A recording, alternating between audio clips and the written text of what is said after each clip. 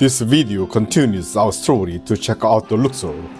Luxor, there are two world-famous temples along the Nile River.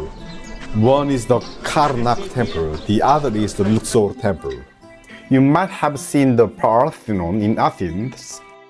These temples were built about 1,000 years before the Parthenon. In the morning we saw the sun rise over the Nile River and then had a breakfast. Then we headed to the Karnak Temple in Luxor.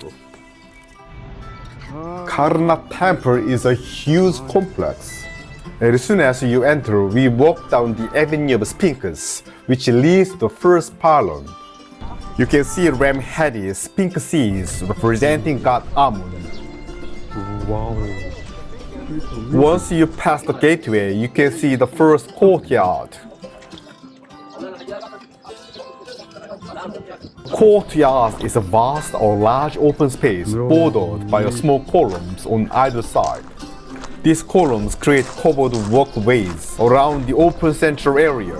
In front of the small columns, there are many sphinxes in a row. I can see the statue of Ramesses II, also known as the Ramesses the Great.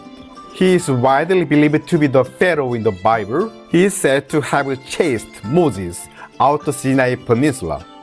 Once you get around the doorkeeper, you can enter the central chamber of the god Amun. This place used to be the host of private boat of Amun. You can see many small shrines that held the god's boats or barques. Next is the highlight of the Karnak Temple. Look at the Hypostyle Hall with its many great columns. These columns are truly the mother of the old great column architectures that followed, inspiring marvels like Parthenon, Roman buildings, and Mosque of Cordoba. These magnificent columns have amazing hieroglyphics and carvings. We move to the Barque chapel of Ramesses II. If gods have their boats, the pharaohs should have one too. Both the pharaoh and the god are the first-class citizens. Here, Ramesses III has his own garage hosting his private yacht. Yes, this is Barque Chapel of Ramesses III. So Western Christianity, every rich man once built a chapel in their castle to buy a ticket to the heaven. Ramesses III didn't want a ticket, but bought a boat. Moving further inside, I can see Hatshepsut's Obelisks. They show the power and authority of the female pharaoh. They were like the ancient Egyptian version of skyscrapers. The hieroglyphs on these obelisks were like ancient tweets, broadcasting her achievements for everyone to see. Next, let's head outside the temple to see Sacred Lake. This is the biggest inland lake in Egyptian temples.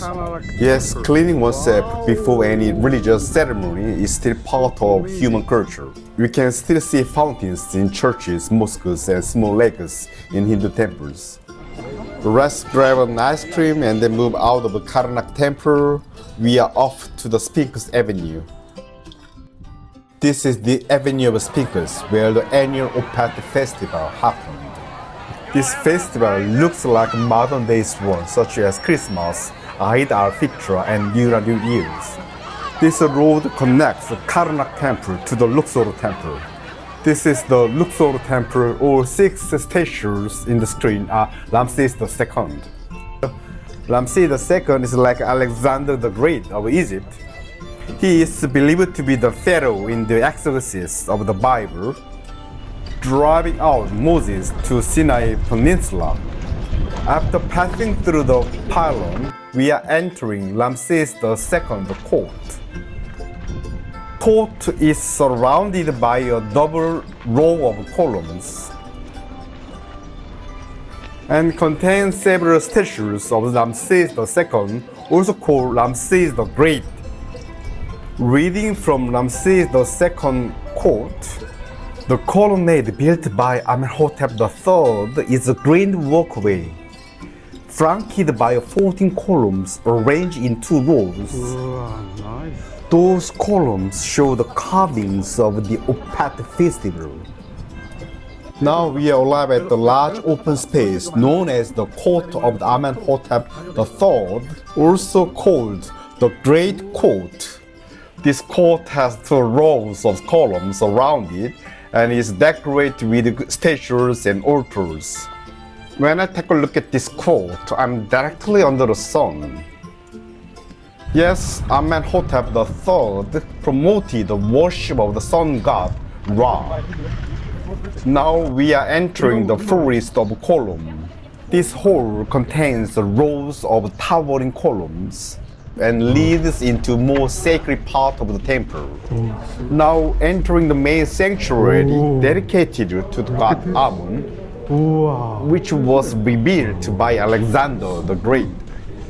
This place was used for hosting the statues of the gods during the Opet festival. Alexander the Great came to the Luxor Temple, saw Ramesses the Great, and then decided to build a shrine in the innermost part of the temple. This clearly tries to establish that he is greater than any other pharaohs before. That's the end of our tour of Karnak Temple and Luxor Temple. We are heading back to the Nile River to cross to the west bank. Now sun god Ra is going to disappear. He will fight his own battle during the night while staying on his barque. He will win the battle and then be reborn again tomorrow morning. Thank you for watching the video. See you in the next episode.